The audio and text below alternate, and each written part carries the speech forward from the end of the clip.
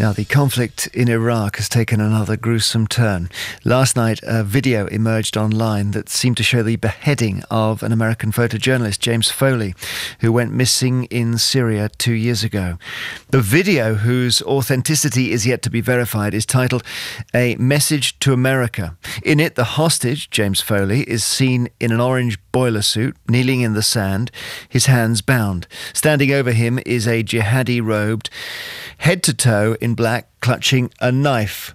In an English accent, the jihadi then rails against the US President Barack Obama, who's increased airstrikes against ISIS. Chillingly, Foley is forced to read a statement before he is killed. It appears these may have been his last words, and we've asked a producer to read them out. I call on my friends, family members, and loved ones to rise up against my real killers, the US government. For what will happen to me is only a result of their complacency and criminality. I call on my brother John, who is a member of the U.S. Air Force. Think about what you're doing. Think about the lives you destroy, including those of your own family. I call on you, John. Think about who made the decision to bomb Iraq recently and kill those people, whoever they may have been. Think, John, who did they really kill? Did they think about me, you, our family when they made that decision? I died that day, John, when your colleagues dropped that bomb on those people. They signed my death certificate.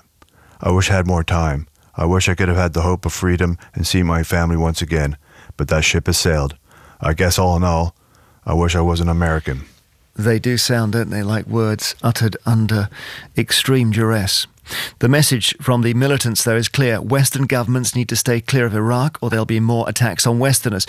And in the background, there's a fear it won't be long before we are attacked here on British soil.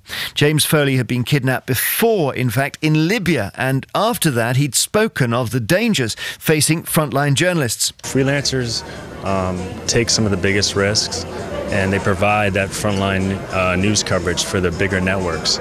So it's important to draw awareness. There was three Western photographers killed in Libya, and of course the deaths in Syria. So with the Arab Spring, we've seen a terrible cost for freelancers. Nick Childs is our world affairs correspondent who joins us. Do we know much more about the video and where it's come from? Jeremy, we don't know a lot, and clearly people are being somewhat cautious in absolutely authenticating what appears on the video. I have to say, I have seen it. I'm afraid it looks very authentic to me. It certainly bears all the hallmarks of Islamic State, who use these kinds of videos. They see, the information as part of the battlefront.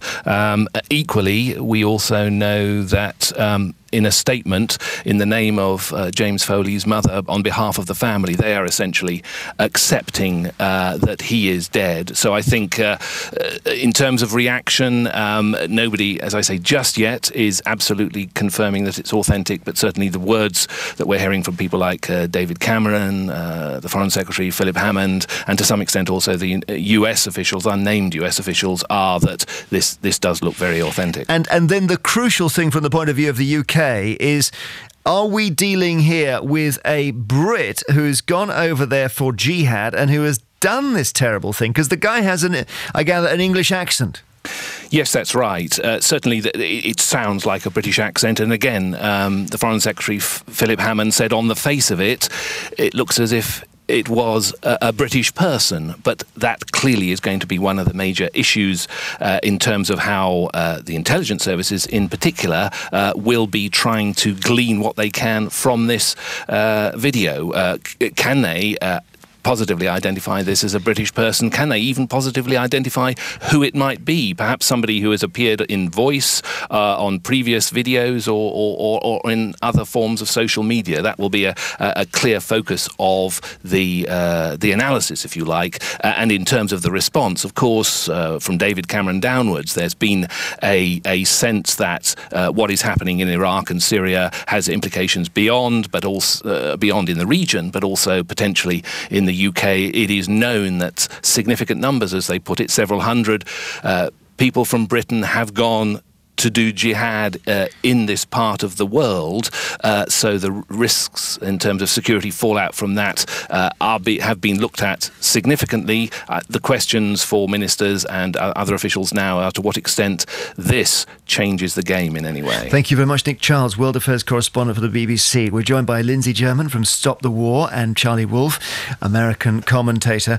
And let's talk about what Britain should do by way of response, whether it needs to step up what it's doing. Charlie Wolf, you think so? Oh, definitely. We need to let them know we're serious about this. These sort of works, these sort of acts don't go unpunished. Now, I don't know exactly what sort of response that means. I'm sure Lindsay will argue a no response, but a no response is actually a form of a response. Well, Lindsay, let's see. What are you going to argue? Yeah, without putting words in your mouth. Well, I'm totally against any more intervention. A lot of the problems that we now see in Syria and Iraq stem from the previous intervention. So I think we should look at where ISIS came from, who funded it, who helped it, including the Turkish government, which has been treating its fighters in Turkish hospitals, which has been allowing it across the border. So let's look at the background to it. It's a terrible incident, and I share everybody's horror. Well, that's not going to stop it, is it? Looking at the background, it sounds a bit scholarly. Everybody says this, you know. Everybody says, look, what can we do now? What can we do now? There's been a terrible beheading.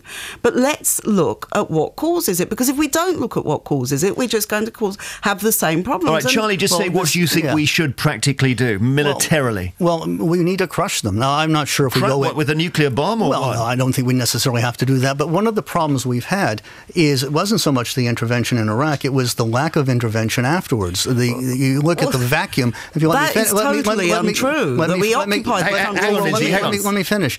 After Iraq, Mr. Obama was quick to get out of Iraq and Afghanistan. We never signed a status of forces agreement. We left it wide open. You don't exit wars. You either win wars or lose wars. Mr. Obama decided to exit it, and ISIS saw this. You look at that. You look at the Rose Garden speech on Syria. They saw a guy who did not want to step up to the bat, who does not want to project But then power. you're in there for 100 years.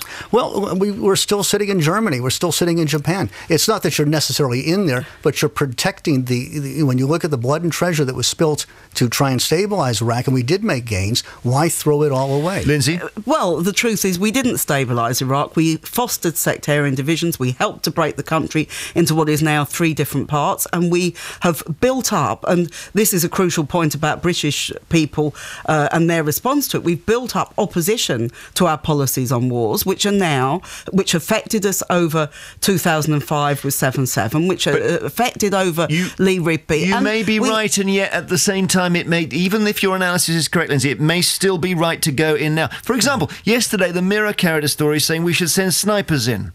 Look, there are already snipers, there are already SAS troops on the ground. Everybody knows that is happening.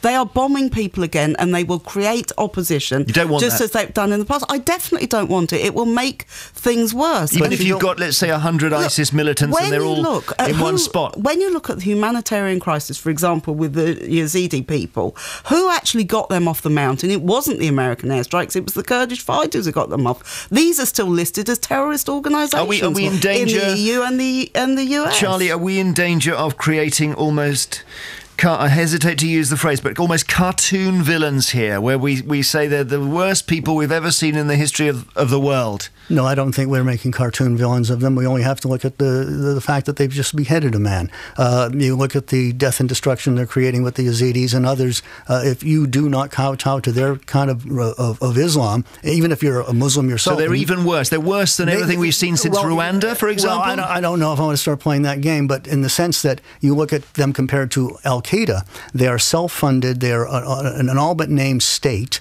so they are in a far different position that gives them a lot more strength. But isn't this incredible that we're now saying, Al-Qaeda aren't so bad, when they were the bogies for the last 10 this lot years. do seem... Lindsay, don't you worry about a state... Sorry to interrupt, but if you get this IS or ISIS or whatever they're calling themselves today, actually creating an Islamic state, that is going to be a horrible place. I worry about it a great deal, but let's remember where lots of this comes from. Saudi Arabia is such a state. They beheaded 4 people in the desert this week for smuggling drugs. Now, let's actually look who funded them, who started them in the first place. So there is a big political crisis here in the Middle East. You could which almost actually leave needs them to deal with. No, what I'm saying is ISIS and the Islamic State is something that's come out of reactionary politics, particularly from Saudi and the Qataris. Charlie but they Wayne, seem to be our friends. There are lots of bad countries in the world. By our definition, why not let these characters form their own crazy state and leave them to it? Unfortunately, you can't take an isolationist position because, as you saw, the chap in the video had a British accent, and there are several hundred people with British passports. But we and can American choose not to go there. Well, they can still choose to come here, and that's the problem. Really? As George Bush at the time said, let's fight it on their ground instead of on ours. It's not easy to make a journey from Iraq back to Britain, and if they've started in Britain and gone to Iraq and come back, even more difficult for them because everybody knows who they are. You would be surprised. I would not want to take the security of my family to rest on that. I would rather go over and deal with the problem. But isn't this, in a way, could you not argue this is perfect way of dealing with homegrown terrorists here, to give them a war a long way away where they can go and get themselves killed? Yeah, that's right. But there'll be somewhere, again, the matrix you have to stay to is these different actors watch, and they watch for the projection of either power or weakness. And I'm not saying you have to go and start wars all over the world, but one thing we haven't done through the Obama administration is he does not know how to project power. And the projection of power is the best preventative of the use of power, to let people know that you're serious. Otherwise, again, I go back to that Rose Garden speech. He punted, and we had a massive crisis going on in Syria, and everyone saw that the United States wasn't ready to stand up to these sort of people. But look, you've got your own criticism of Obama. I'm not defending Obama, but you are therefore supporting George Bush and the murderous wars that he took us into. It's this foreign policy which has directly led, and this isn't my view, this is a view of the security services in this country, which has directly led to what they call homegrown extremism, if you like. Now, the vast majority of Muslims in this country do not in any way support the organisation of ISIS or the politics of ISIS. Not at all. I'm many Muslim activists who demonstrate over Gaza and all sorts of things who totally reject this kind of politics, but at the same time they are extremely critical of foreign policy from the US and Britain. Unless we deal with this question, we will face further crises. Thank you both very much. Thank you, Lindsay German from Stop the War and Charlie Wolfe, American commentator.